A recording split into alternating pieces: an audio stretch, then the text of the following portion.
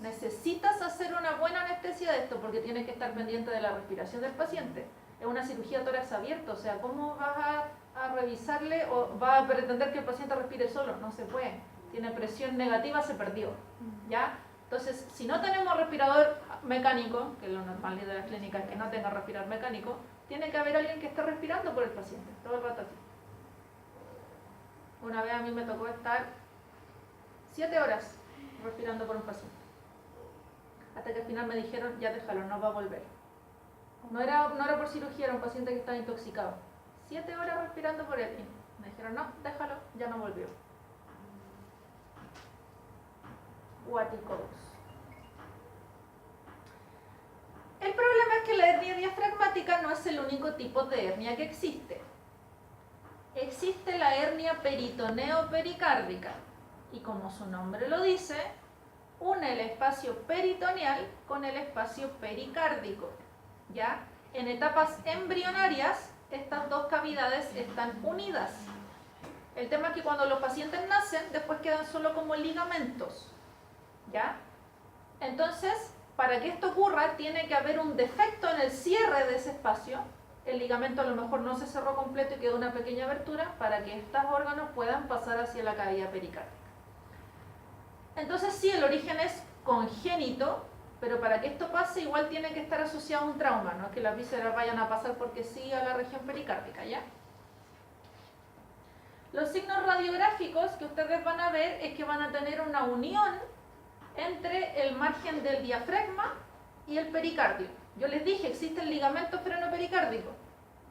Es ligamento porque en adultos ya está cerrado, pero en cachorros eso está abierto y comunica la cavidad pericárdica con la cavidad peritoneal.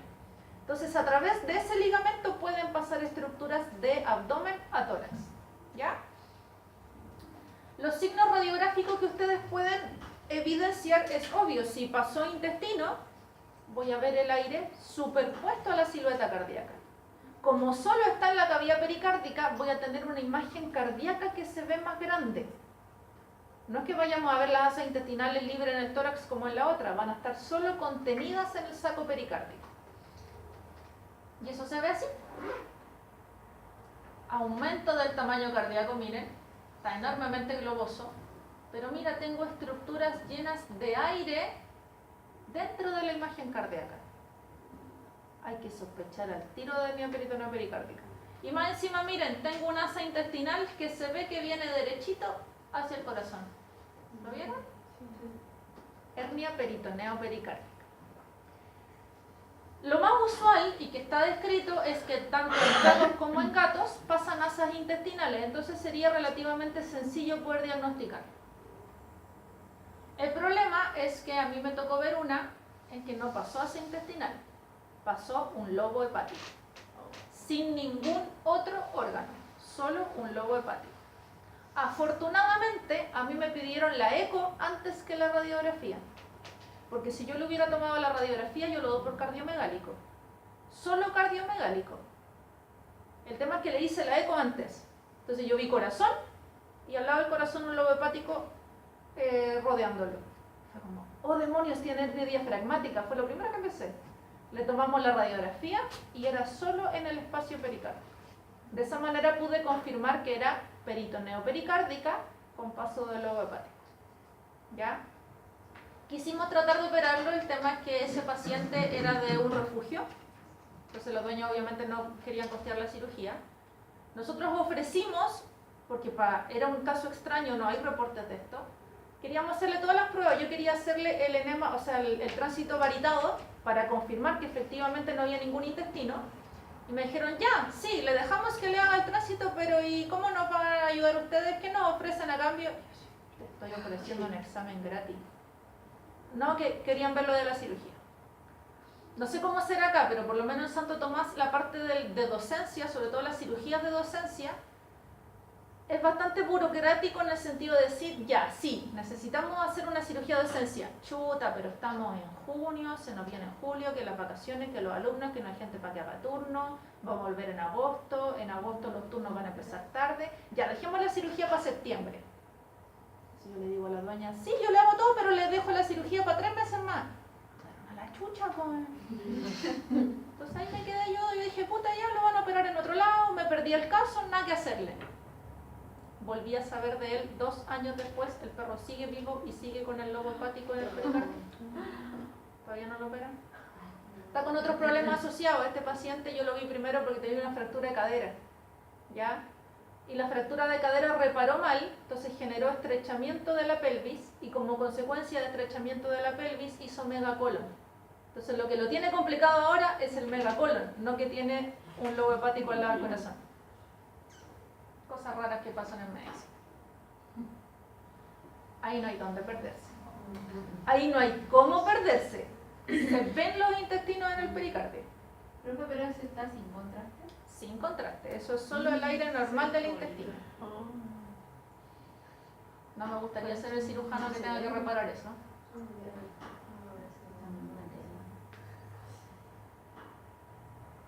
Normalmente estas tienden a ser hallazgos porque no te va a dificultar la respiración del paciente, no tienes nada en el tórax que te esté molestando.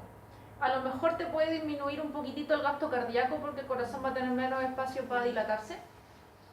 Lo que sí te puede complicar es que alguno de estos intestinos haga torsión o se estrangule.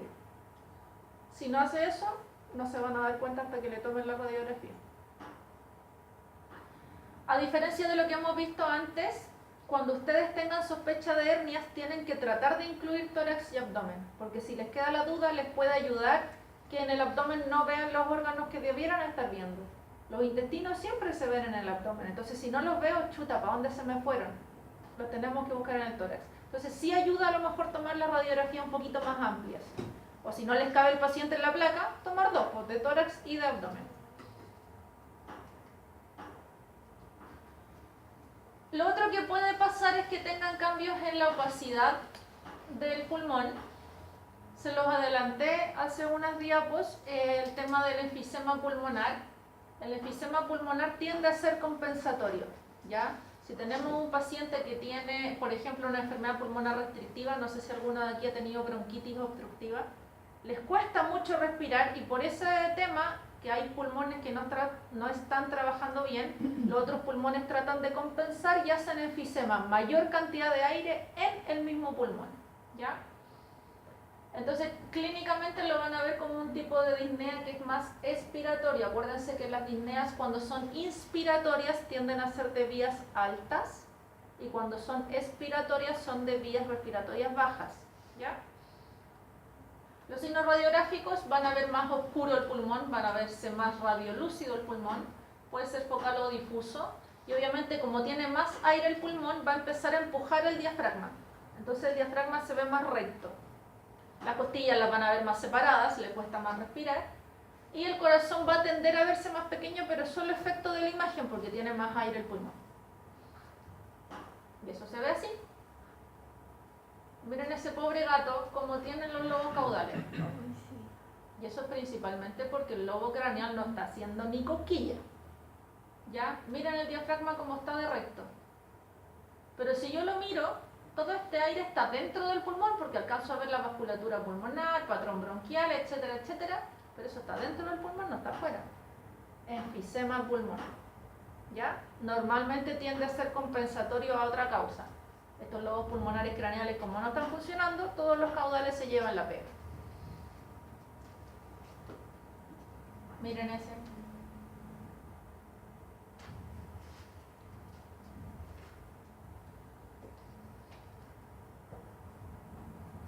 Tienen que tener ojo con los gatos que pueden hacer asma bronquial felino.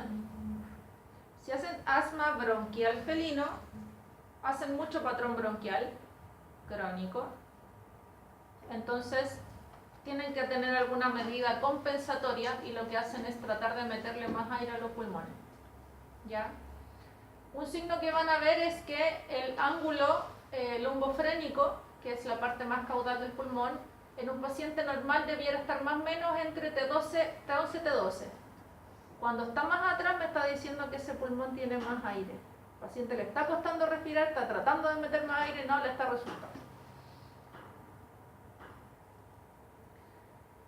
Sigamos entonces con el esófago.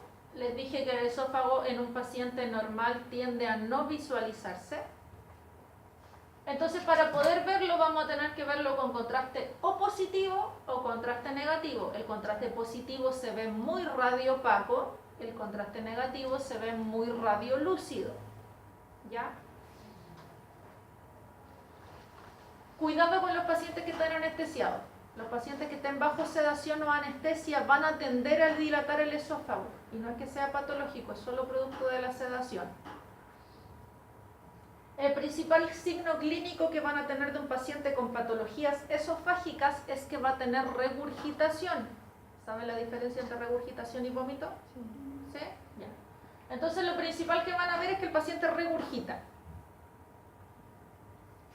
Va a perder peso, obviamente, y el principal riesgo que tienen estos pacientes es que pueden hacer neumonias por aspiración. ¿Ya? Porque como están devolviendo el alimento, y los perros son medio brutos, entonces devuelven el alimento y se lo tratan de comer. Devuelven el alimento y se lo comen, y así. Entonces pueden hacer neumonias por aspiración. El método de diagnóstico van a tener que hacer complementarios. Primero tienen que tomar una radiografía simple, después tomar la contrastada. ¿Ya? Los estudios fluoroscópicos también pueden ayudar, pero no es lo ideal porque la fluoroscopía emite demasiada radiación para el paciente y para el operador. Entonces, si lo podemos con una radiografía simple, no tiene sentido hacerle la fluoroscopía. ¿Ya?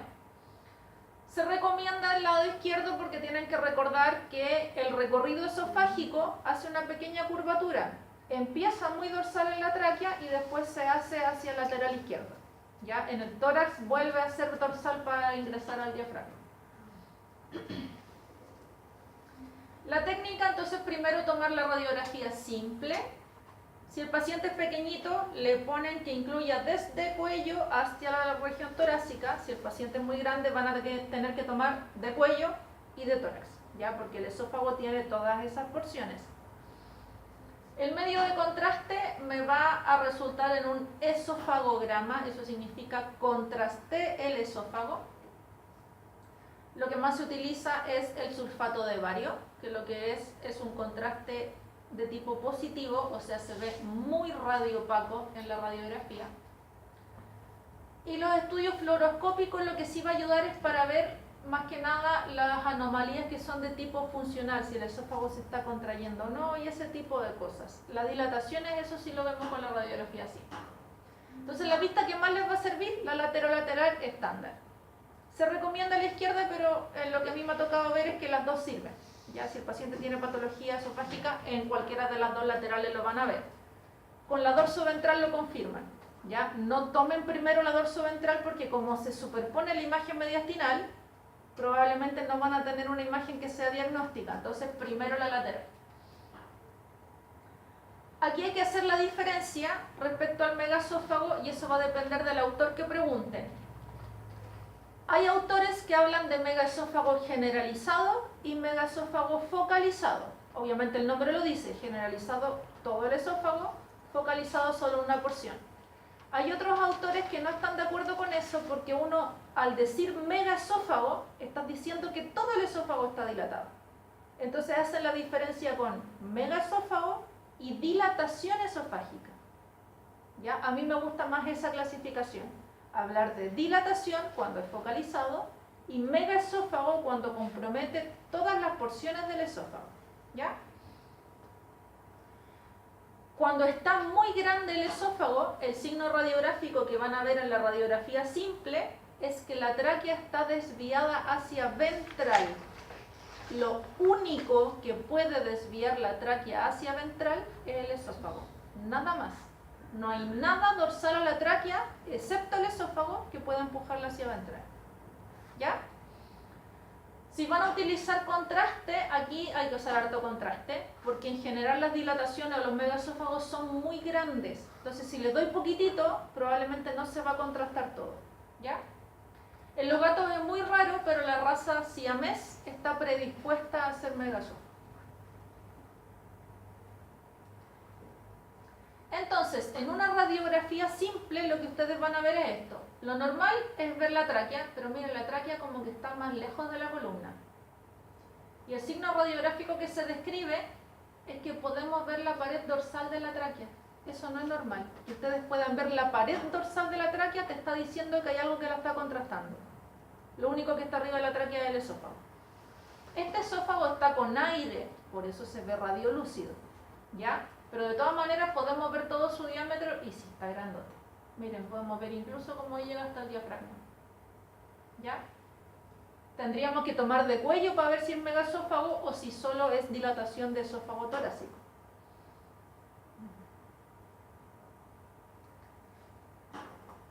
Entonces eso se llama como el signo de doble pared, porque van a ver la sumatoria de la pared ventral del esófago y la pared dorsal de la tráquea. Ese es el contraste que se utiliza. Hay de distintos tipos. El que venden, el que se utiliza en humanos es saborizado. El que se usa en veterinaria en general es neutro. Tiene que ser el que se usa para estudios médicos, ya porque hay sulfato de bario que se usa para trabajos químicos y ferretería, entonces no le vayan a dar de ese. Sirve igual, el problema es que tiende a decantar, no queda tan bien mezclado, entonces si ustedes se lo dan va a decantar y no les va a quedar bonito el examen. Los dos lo va a eliminar igual, ya no es que uno vaya a afectarle más que otro, pero la imagen radiográfica va a ser horrorosa si le dan el que no es médico, ¿ya? Hay técnicas para preparar esto. Lo que se dice es que lo ideal es darlo con diluido. Hay porcentajes que tienes que dar 30 ml, peso vivo, al 10%, etcétera, etcétera. Jamás lo he calculado. Jamás. Yo lo doy al ojo. Si lo preparan líquido, que ese es el orden que uno debiera hacerlo. Primero prepararlo líquido para que se contraste el esófago. En un paciente sano, ustedes se lo dieron a que lo tragaran y le tomaron la radiografía y ya está en estómago. El esófago no retiene nada. Entonces, si ustedes se lo dieron y le tomaron la radiografía y tiene contraste en esófago, ese esófago está dilatado. Ahí tenemos que hacer la diferencia si es dilatación o si es megaesófago. El problema es que hay algunos casos de megaesófago que todavía tienen motilidad muscular. Entonces, si le damos el contraste líquido, puede ser que el esófago todavía haya hecho que avance. Entonces, si tenemos la signología clínica de que el paciente recién lo destetamos, empezó con su alimento seco y empezó a regurgitar, chuta, sigamos buscando. Entonces, si el contraste líquido no lo retuvo, lo podemos mezclar con alimento húmedo. Las latitas de AD son maravillosas, porque se mezclan súper fácil. Entonces, le pueden mezclar el polvo del contraste, el sulfato de bario, con un poco de AD y eso se lo dan a tragar. Estos pacientes están siempre muertos de hambre. ¿Ya? Porque como devuelven todo, están siempre muertos de hambre. Ustedes le van a ofrecer la cuestión, se van a volver locos, ¿ya? Y eso se lo tragan y ese sí siempre te contrasta. Pero lo ideal es empezar siempre con el líquido, porque ¿qué pasa? Que si el paciente sí tenía y me devolvió el del alimento y me hace neumonía por aspiración, ¿ya? Con el líquido no sería tanto, eventualmente se va a reabsorber, pero si me aspira comida, ahí ya complicamos todo el cuadro. ¿Ya? Entonces, idealmente siempre primero el líquido.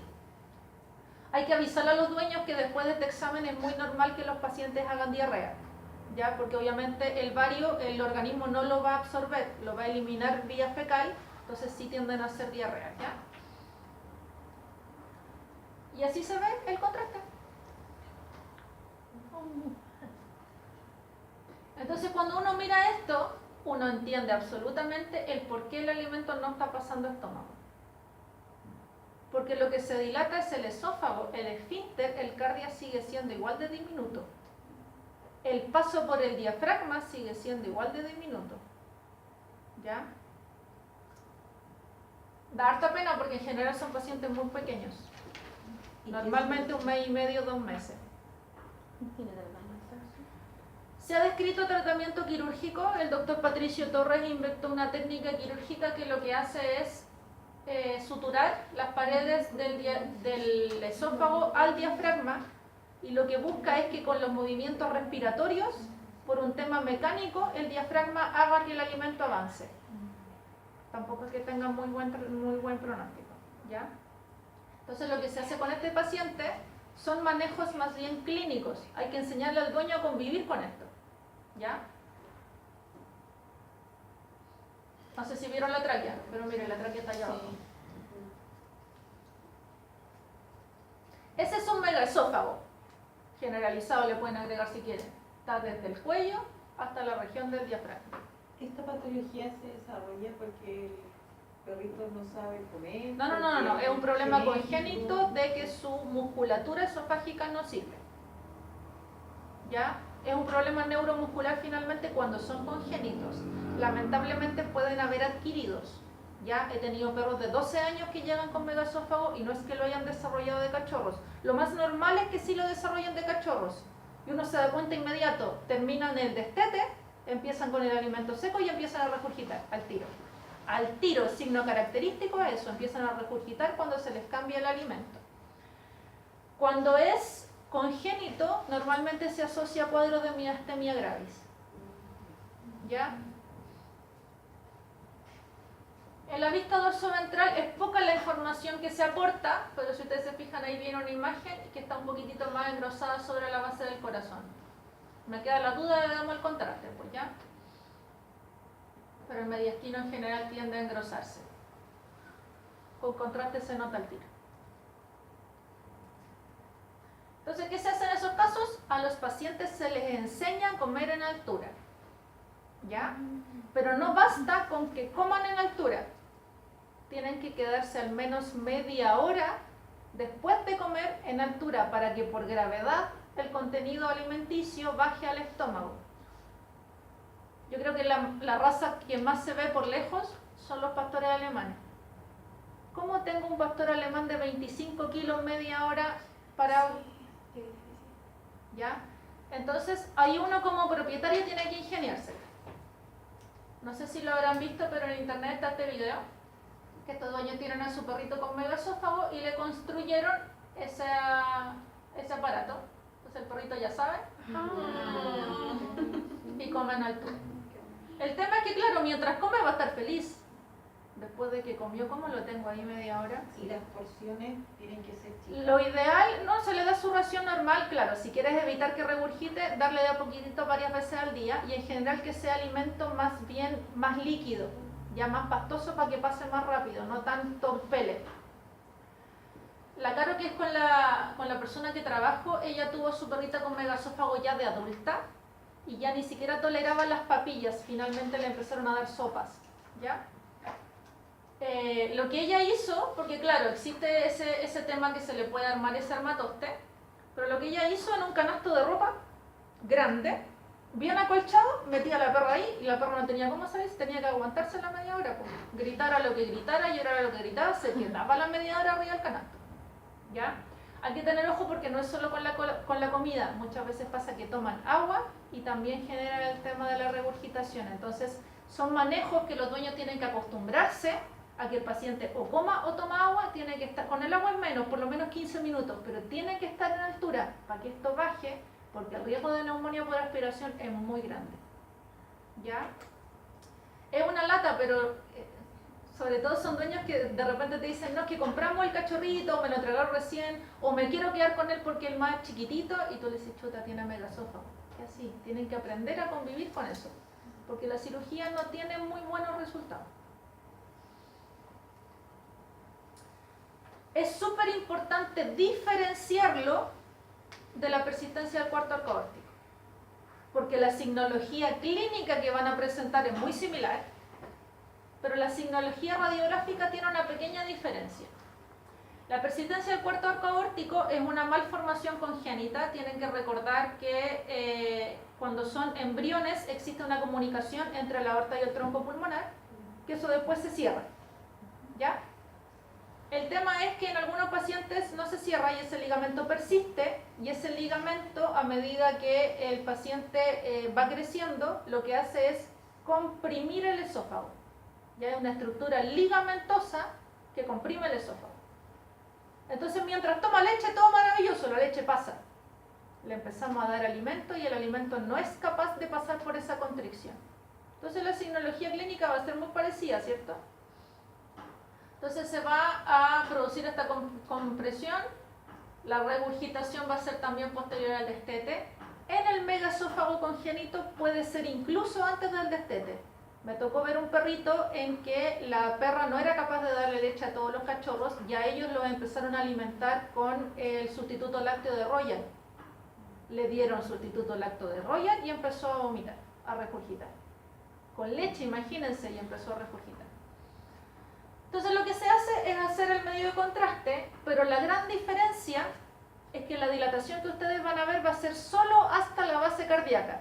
Como el problema va a ser que tengo un ligamento en la base cardíaca que está generando esta contracción, la dilatación del esófago va a ser solo hasta la base cardíaca. Entonces aquí viene el tema de términos. Yo puedo hablar de megaesófago focalizado o de dilatación esofágica. ¿Ya? Eso es lo que pasa entonces en un paciente normal. La aorta y el tronco pulmonar están separaditos, pero en algunos se produce la persistencia de un ligamento y eso va a generar compresión del esófago. ¿Ya?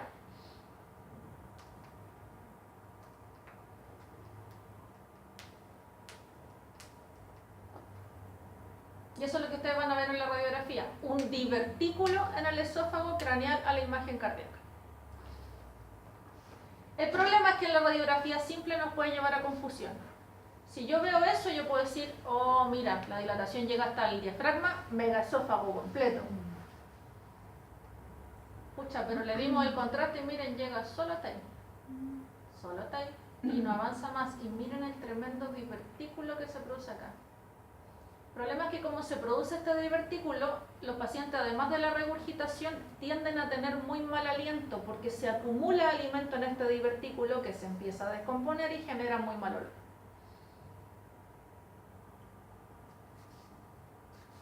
Este tiene mejor pronóstico que el otro, porque este, si entramos a cirugía y cortamos ese ligamento, nos olvidamos del problema. El esófago vuelve a funcionar, el otro normalmente no. Y el tema es que este ni siquiera que lo hagamos comer en altura nos va a ayudar, porque si tiene un divertículo, ¿se fijan? Pero sí tiene mejor pronóstico que el otro, porque este sí se puede hacer resolución quirúrgica.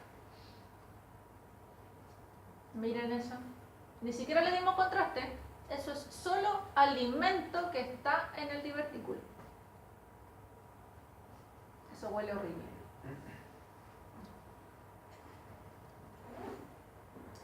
Pueden encontrarse algunas veces con cuerpos extraños. La lata es que los cuerpos extraños, para que se vean en la radiografía, tienen que ser radiopagos. Lo menos frecuente es que nuestros pacientes se coman cuerpos extraños radiopagos. Lo más frecuente es que se comieron el pedazo de esponja, el trozo de tela, un pedazo de madera. Y esa es la radiografía, no sé. Las posiciones en que normalmente se ubican los cuerpos extraños, en la región cervical craneal muy cerca de la laringe, a la entrada del esófago, o puede ser en la entrada del tórax. En esa zona hay una pequeña disminución del lumen del esófago, entonces pudiera encontrarse ahí. Craneal a la base cardíaca, donde tengo muchas estructuras ahí que pudieran hacer presión sobre el esófago, puede ubicarse en la región de la base cardíaca, o si no, craneal al hiato esofágico. Ya los cuerpos extraños, cuando son de mayor tamaño, no alcanzan a pasar por el hiato esofágico. Cuando tienen el cuerpo extraño, es usual que se produzca una dilatación craneal del cuerpo extraño. Si el cuerpo extraño me produce una obstrucción en esa zona, todo lo que yo ingiera va a acumularse y me va a generar dilatación. Ya puede ser aire o puede ser alimento. Hay que tener cuidado con el medio de contraste, porque si el cuerpo extraño está obstruyendo, puede generarme rupturas. Entonces, si le doy sulfato de bario y el esófago está roto, no tengo como demonios sacarle el bario de las pleuras. En esos casos mejor usen el contraste yodado, que es el que se usa para las mielografías. Ya también les pueden dar de eso. Eso se ven clarito.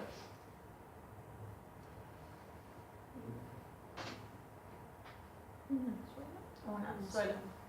Se le ve hasta el hilo de pescar.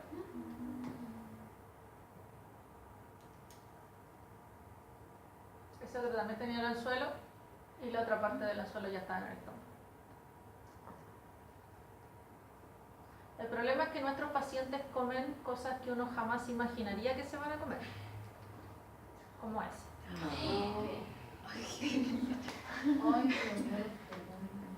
Hay otros que en el apuro se han comido palos de brochetas enteros.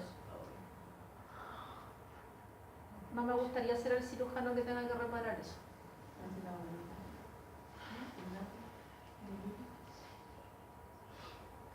Algunas veces se producen constricciones en el esófago y esto es de especial cuidado sobre todo en los gatos. Por eso a los gatos hay que darle los medicamentos orales con mucha agua, porque si quedan en el esófago les puede generar una úlcera esofágica y el esófago es horriblemente malo para cicatrizar, igual que el colon. Entonces cuando cicatrizan de manera exagerada y pueden generar constricciones, ¿ya?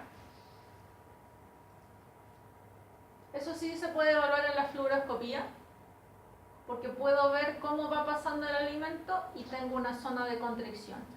Quizás no tanto con el contraste que se da vía oral, porque chuta, me puede llevar a falsos errores de que le habré dado el contraste suficiente, me habrá quedado bien mezclado, a lo mejor se lo di y no tragó bien y tragó una parte primero y otra después.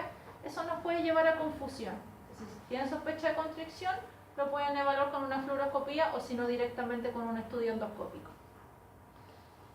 Por eso es importante, muchas veces uno dice, que son exagerados con los gatos. No, pasa, ¿ya? Entonces, harto líquido después de darle los medicamentos orales a los gatos. Yo sé que decírselo a los dueños también, de repente los dueños por comodidad se los dan así nomás y quedan felices porque se lo tragaron y no le dan el agua después. O alimento, incluso el alimento para que ayude a que avance hacia el estómago. ¿Dudas? ¿Consultas? ¿Vieron que esta clase era muy entretenida? Ya, entonces, como el práctico de hoy es un poquitito más largo, vamos a andar igual con la hora. Es la 1:30. No, ya volvamos a la 1:30. Perdón, las 2:30. Cuidado con los ojos, voy a prender la luz, no se va a encandilar nadie.